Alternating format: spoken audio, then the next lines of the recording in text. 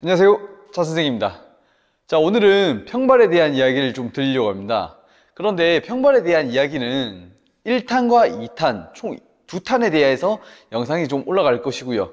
오늘 1탄 같은 경우는 평발을 운동할 수 있는, 그러니까 평발을 해결하기 위한 운동을 할 수 있는 그 구조적인 부분을 좀 해결하는 부분의 원인에 대해서 조금 이렇게 설명드리고 이해한다 생각하시면 좋을 것 같고, 2탄 같은 경우는 평발 운동에 대해서 좀 알려드릴 것이고요. 그래서 오늘은 평발이 이제 발바닥 운동을 할 수 있게끔 그 기지점이랄까요? 아무튼 그 부분에 대해서 좀 설명을 드리려고 합니다.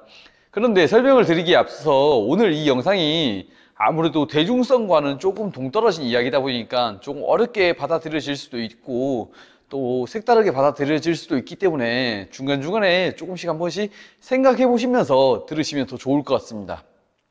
자, 우선적으로 평발이라 하면 어떤 걸 뜻하냐면, 자, 옆으로 봤을 때 우리 여기 족궁 있죠? 이 중간에 홈 비어져 있는 부분, 이 부분에 대한 게 이렇게 죽어 있는 분들을 평발이라고 뜻하는데요.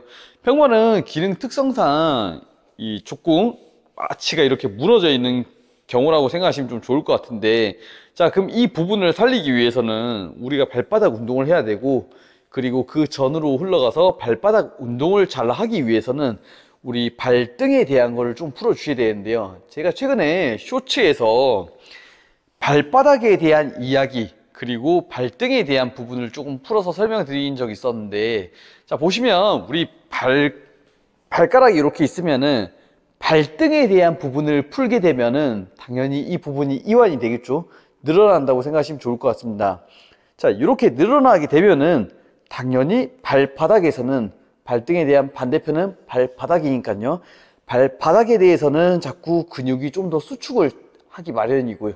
이렇게 꿈틀꿈틀거리면서 수축을 하기 마련이고, 그러면 우리가 발등에 대해서 자꾸 풀어주게 되면은, 이완시켜주게 되면은 반대인 발바닥은 수축을 하게 될 것이고요. 그러면 우리는 걸어 다닐 때 발바닥에 대한 근육은 자꾸 지속적으로 쓰일 수밖에 없고요. 그렇기 때문에 저희가 첫 번째로 해야 될 일은 발등에 대한 거를 지속적으로 자꾸 풀어주시는 일이에요. 그러면 선생님, 발등에 대한 부분은 어디 풀어야 되나요? 라고 이야기를 주시는 분들이 계실 텐데, 발등을 보셨을 때 엄지발가락 위쪽은 생각보다 풀 게 그렇게 많지는 않을 거예요. 그런데 이제 새끼발가락 쪽으로 가면 갈수록 발등에 대해서 풀만한 게 좀 만져질 텐데, 이 구분선은 어떻게 하냐면, 눌러 보셨을 때 엄지발가락 주변부로 해서는 생각보다 조직들이 좀 부드럽다는 걸 많이 느끼실 수가 있으실 거고요. 그리고 새끼발가락 위쪽으로는 조금 조직들이 두껍고 딱딱하다는 느낌을 많이 받으실 수가 있으실 텐데, 이 부분에서 자꾸 풀어주시면 되시고, 풀 때는 손가락으로 이렇게 압을 주셔도 되고요.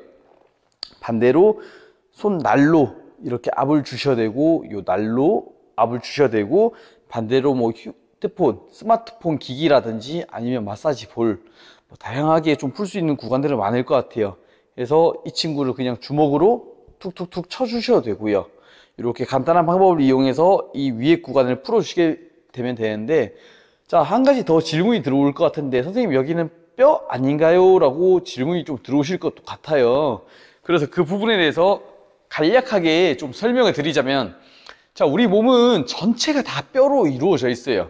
복부도 뼈고요, 가슴도 뼈고요, 목도 뼈고요, 그 다음에 뭐 어깨도 뼈고요, 팔도 뼈고, 모든 게 다 뼈로 이루어져 있는데, 결국에는 우리가 모든 게 뼈와 그리고 근육군으로 이루어져 있는데, 거기서 근육을 많이 쓰는 손가락, 발가락, 발등, 발바닥, 뭐 아니면은 전완근, 이런 곳은 많이 쓰다 보니까 뼈처럼 느껴질 뿐이고요.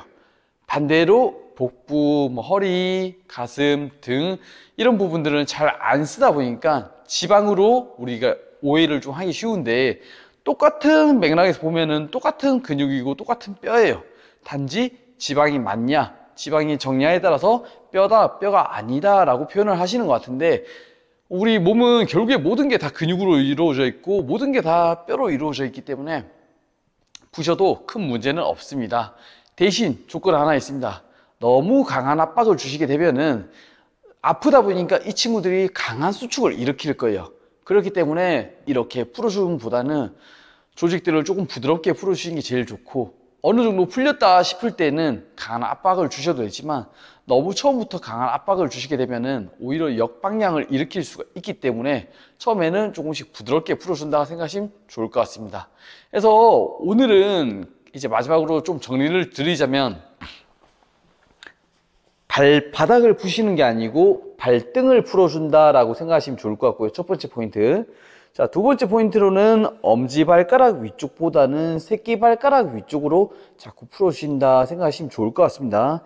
그래서 이 전체, 발등에 대한 전체 면적을 다 풀어주신다 생각하시면 좋을 것 같습니다. 그렇게 풀어주시면은 그 다음 2편에서 제가 진행할 발가락 운동, 그리고 발바닥 운동, 그 운동에 정말 적합하게 그 근육군들이 잘 쓰이기 마련일 테니까 오늘 1편 꼭 잘 보시고 이 부분을 잘 응용해 주시게 되면은 2편 때 정말 똑똑한 효과를 바라보실 수 있을 겁니다.